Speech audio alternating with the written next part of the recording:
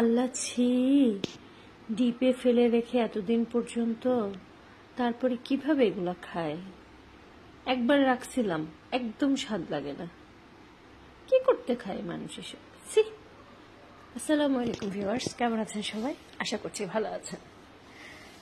হয়তো বুঝতেই পেরেছেন, আজকে আপনাদের সাথে শেয়ার করব এই যে এখন শীতকালীন যে বিভিন্ন ধরনের সবজি আছে সেগুলো কিভাবে দীর্ঘদিন ফ্রিজে সংরক্ষণ করা যায় এবং সেগুলো স্বাদ নেওয়া যায়। আমি প্রথমে যে কথাগুলো বলেছি এই কথাগুলো অনেকেই বলে থাকেন, কিন্তু তারা আসলে সঠিক নিয়মে সংরক্ষণ করেন না বিধায় ওনারা খাবারের আসল স্বাদটা পান না। তো আজকের পর্বে আমি আপনাদের সাথে শিমের বীজের সঠিক সংরক্ষণের পদ্ধতিটা শেয়ার করব। তো এখানে যে শিম, আমি প্রায় 3 কেজি শিমের বীজকে খোসা ছাড়িয়ে নিয়েছি।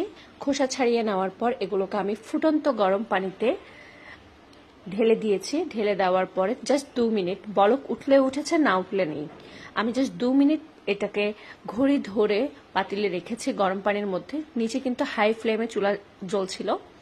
তারপর সেখান থেকে 2 মিনিট পরে বরাবর আমি এগুলোকে পানি ছেঁকে নিয়েছি।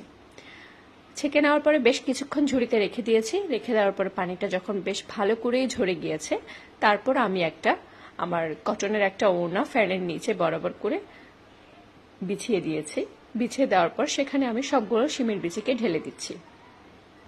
ঢেলে দিয়ে বেশ অনেকক্ষণ পর্যন্ত ফ্যানের নিচে রেখেছি, 1 ঘন্টা প্লাস হবে এরকম। পানিটা একদম টেনে গিয়েছে, একদম ঝরঝরা হয়ে গিয়েছে, দেখতেই পাচ্ছেন। এবার আমি সবগুলো শিমের বীজকে তুলে নিচ্ছি। এখানে আপনারা যদি পদ্ধতিগুলো স্টেপ বাই স্টেপ খেয়াল করেন তাহলে কিন্তু আশা করি আপনাদের শিমের বীজের স্বাদটা অনেক ভালো থাকবে। আর আমি কিন্তু দুটো পদ্ধতিতে সংরক্ষণ করেছি, দুবার এনে। তো এবার আমি প্রথমবারের শিমের বীজটা শেয়ার করছি। এখন দেখেন, আমি একটা ঝুড়িতে সবগুলো শিমের বীজ নেওয়ার পরে হাতে করে একটু একটু করে সয়াবিন তেল দিয়ে সবগুলো শিমের বীজের গায়ে আমি একটু একটু করে মাখিয়ে নিচ্ছি। এই প্রসেসটা স্কিপ করা যাবে না যদি আপনি একসাথে অনেক বেশি শিমের বীজ সংরক্ষণ করেন। আর যদি আপনি ছোট ছোট করে অনেকগুলো পুটুলি করেন তাহলে হয়তো এটা স্কিপ করলেও করতে পারেন। তো আমি যেহেতু 3 কেজি শিমের বীজে অনেকগুলো পুটুলি করব না, আমি হয়তো 3 ভাগে রাখবো। তো 3 ভাগে রাখলে 1 ভাগে 1 কেজি করে পড়বে। তো আমরা দুজনের ফ্যামিলিতে 1 কেজি শিমের বীজ অনেক বেশি হয়ে যায়। তো সেই জন্য আমি যেটা করব সেটা হচ্ছে যে এই শিমের বীজগুলোকে আমি একটু করে তেল মাখিয়ে রেখেছি। তেল মাখিয়ে কেন রাখছি সেটা একদম ভিডিও শেষে আপনারা দেখতে পারবেন, স্কিপ করবেন না, পুরোটা টেনে টেনে দেখবেন। এবার আমি সবগুলো শিমের বীজকে আমার পছন্দ অনুযায়ী প্যাকেট করে নিচ্ছি। এখানে যার যেভাবে ইচ্ছা সে বড় প্যাকেট, ছোট প্যাকেট, চাইলে বক্সে রাখতে পারেন, তারপর চাইলে হচ্ছে জিপলক ব্যাগে রাখতে পারেন, যে যেভাবে রাখতে পারেন। আমার হাতের কাছে যে ব্যাগ পেয়েছি, আমি যেহেতু এটা সকালে খোসা ছাড়ানো হয়েছে, তারপর ভয়েল করা হয়েছে, এতক্ষণ মেলে রাখা হয়েছে, আমাকে মানে খুব বেশি সময় এটাকে বাইরে আমি রাখবো না। তো সেই জন্য আমি এটাকে ভালো করে বিভিন্ন ধরনের ব্যাগে রেখে এটাকে কিন্তু ভালো করে বাতাস বের করে দিয়ে আমি এটাকে লক করব। আরেকটা কথা বলি, শিমের এই ফ্রোজেন যে কোনো সবজি বলেন বা যে কোনো কিছু ফ্রোজেন করার ক্ষেত্রে যেমন কিছু নিয়ম মানতে হয়, তেমন কিন্তু সেই ফ্রোজেন খাবারগুলোকে আপনার রান্না করার ক্ষেত্রেও কিছু নিয়ম মানতে হয়। আপনি যদি এক তরকারি 3 বারে 4 বারে জাল করে খাবেন মনে করেন, যেমন সকালে রান্না করেছেন, দুপুরে একবার খাবেন, আবার বিকেলে জাল করবেন, আবার সেটা রাতে জাল করে গরম করে আবার খাবেন, তাহলে কখনোই ফ্রোজেন আইটেমটাকে আপনি প্রেফার করবেন না।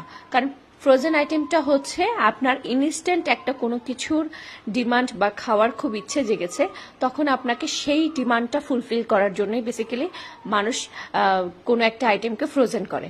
এখন আপনি যদি সারা দিন সারা মাস ধরে খেতে চান তাহলে আপনি তরতাজা জিনিসই খাবেন। তো এই তো আমার হয়ে গেছে প্যাকেট করা। এর ফাঁকে কিন্তু আমি দেখিয়েছি আমি কাঁচামরিচ এবং ধনেপাতাও ফ্রোজেন করেছি। তো সেগুলো আমি এই ভিডিওতে আনছি না, কারণ তাহলে ভিডিওটা অনেক লং হয়ে যাবে। তো সেটা আমি পরে আরেকটি ভিডিওতে শেয়ার করবো। এখন দেখেন, প্রায় 3 দিন পরে আমি একটা প্যাকেট বের করেছি, একদম শক্ত কিন্তু হয়ে গেছে। কিন্তু এই যে দেখেন, আমি আঙ্গুল দিয়ে যখন করছি, শিমের বীজগুলো ভেতরে কিন্তু এক পাশ থেকে এক পাশে চলে যাচ্ছে।